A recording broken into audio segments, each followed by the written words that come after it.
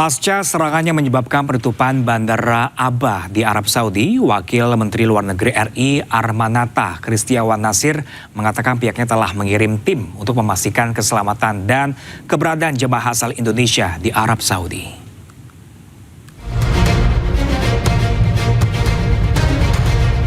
Untuk memastikan keselamatan dan keberadaan jemaah umroh asal Indonesia, Wakil Menteri Luar Negeri Armanata Kristiawan Nasir mengatakan bahwa saat ini pihaknya telah mengirim tim.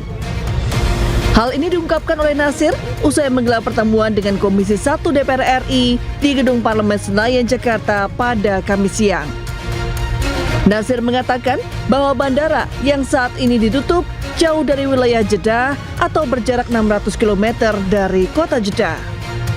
Meski begitu, pemerintah saat ini tengah mengirim tim untuk memastikan kelompok WNI maupun jemaah umroh di sekitar Bandara Aba.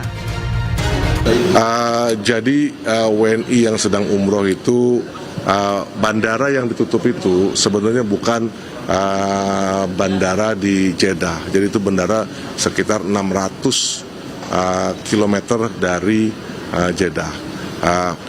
KJRI telah menugaskan satu orang untuk ke bandara itu untuk melihat apakah ada WNI atau kelompok WNI yang terdampak di situ.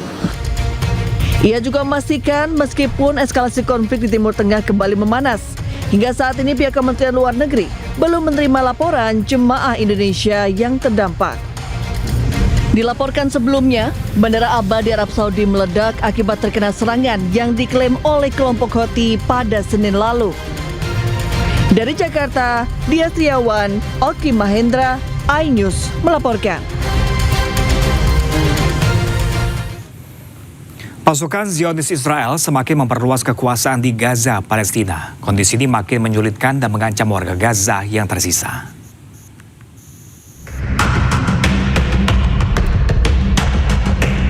Pasukan Zionis Israel bergerak lebih dekat ke tenda-tenda warga Gaza yang tersisa di lingkungan Az-Zaitun, kota Gaza, yang disebut dengan garis kuning. Rekaman menunjukkan penghalang beton berwarna kuning diletakkan di antara puing-puing yang menandakan Zionis Israel membawa aktivitas militer lebih dekat dan membuat kehidupan semakin sulit bagi keluarga-keluarga pengungsi.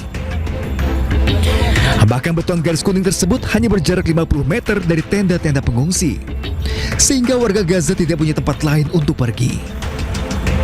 احنا خايفين لكن رغم هيك احنا كل ما نملك وحطيناه في الخيم الموجوده وما فيش إلنا مكان ثاني اللي نطلع لك مكان ثاني فيش إلنا إلا بعد هذا المكان رب العالمين. والله الوضع صعب للغاية يعني كل ما تيجي تقعد لا الولد عارف يقعد على باب الدار ولا المرأة عارف تقعد على باب الدار. بتطلع من الخيمة زي هيك بس تطل صار طخ قلب ده ثاني شوف حجار حطه على دار الخيمة لما حجار ووقف يعني الوضع صعب جدا جدا. Laporan PBB untuk koordinasi urusan kemanusiaan menyatakan bahwa penanda garis perbatasan telah dipindahkan ke arah utara.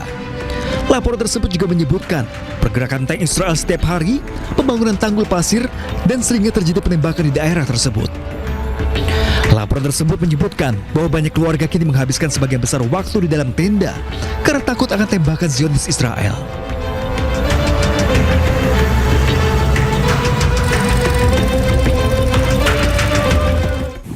Israel masih terus meneror warga Palestina di tepi barat. Permukim Israel membakar kendaraan warga Palestina.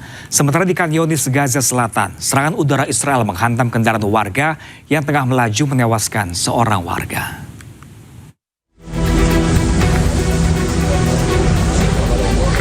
Pemukim Israel kembali melakukan aksi teror dengan membakar kendaraan warga Palestina di desa Ramin, tepi barat Palestina. Nampak kobaran api melahap dua kendaraan sementara warga berupaya memadamkan api. Teror ini terjadi di tengah meningkatnya eskalasi di tepi barat di mana serangan oleh pemukim ilegal Israel semakin sering terjadi.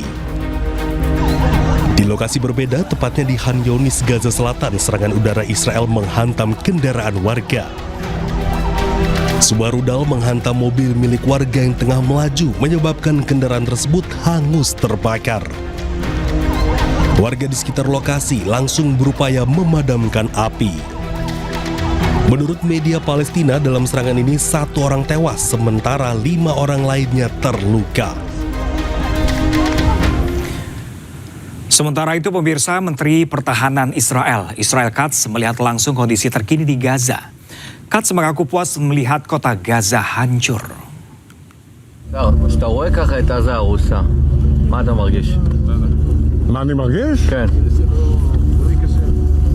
מרגיש טוב. מה אתה אומר? מה, זה הכל פרי מדיניות מכוונת.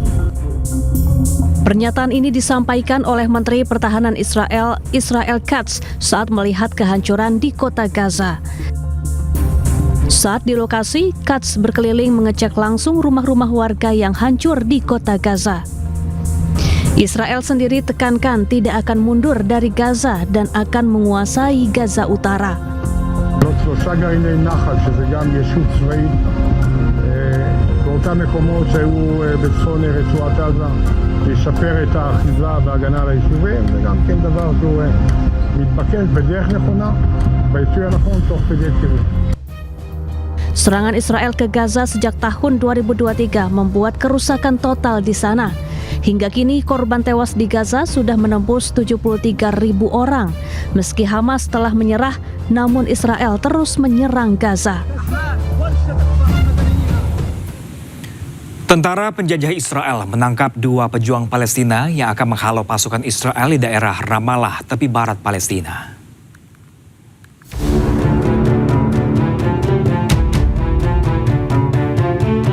Pasukan teroris Israel menangkap 2 pejuang Palestina yang membuat alat peledak. Pasukan penjajah juga menangkap pemasok senjata bagi pejuang Palestina di sebuah rumah di daerah Ramallah hari Selasa. Zionis IDF mengatakan kedua pejuang memproduksi alat peledak yang digunakan untuk mengusir pasukan penjajah Israel dari tanah Palestina. Pasukan genosida juga menyita sejumlah besar senjata selama penggerebekan. Menurut pemerintah apartheid Israel, ketiga tahanan tersebut dibawa untuk diperiksa lebih lanjut. Ya, pemirsa, penderitaan hidup anak-anak di Gaza semakin bertambah dengan penyakit kulit yang dideritanya. Mereka bahkan tak dapat tidur dan bermain akibat luka di sekujur tubuhnya.